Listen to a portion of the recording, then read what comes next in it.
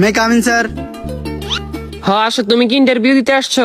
জি জি, আমি ইন্টারভিউ দিতে আসছি। তোমার ফার্স্ট কোশ্চেন, বলো তো এশিয়ার মধ্যে শ্রেষ্ঠ কবি কে? রবীন্দ্রনাথ ঠাকুর। বাহ, খুব সুন্দর খুব সুন্দর। তোমার সেকেন্ড কোশ্চেন, বাংলাদেশে একজন দেশপ্রেমিকের নাম বলো। আছে তো অনেকজন, এই যেমন শেখ মুজিবুর রহমান। বাহ, জিনিয়াস জিনিয়াস। তোমার থার্ড নাম্বার কোশ্চেন, বলো তো বাংলাদেশ কবে স্বাধীন হয়েছে?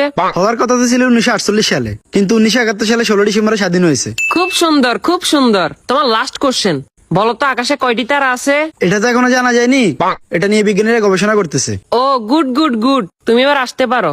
Okay sir. কি ও ভাই, ইন্টারভিউ দিয়ে আসছেন? হ্যাঁ ভাই, ইন্টারভিউ দিয়ে আসছি। কি কি কোশ্চেন আইলো? কোশ্চেন তো মনে নাই, কিন্তু উত্তর মনে আছে।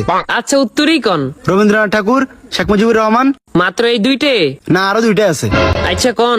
1948 সালে হওয়ার কথা ছিল, কিন্তু 1971 সালে 16 ডিসেম্বর হয়েছে। এখনো জানা যায়নি, এটা নিয়ে বিজ্ঞানীরা গবেষণা করতেছে।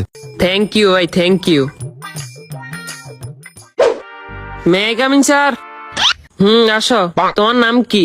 রবীন্দ্রনাথ ঠাকুর। তো তোমার বাপের নাম কি? শেখ মুজিবুর রহমান। তোমার জন্ম কবে হয়েছে? হওয়ার কথা তো ছিল 1948 সালে, কিন্তু 1971 সালে 16 ডিসেম্বর হয়েছে। এই বেটা, তুই পাগল হয়েছিস নি? এটা এখনো জানা জানি, এটা নিয়ে বিজ্ঞানীরা গবেষণা করতেছে। no.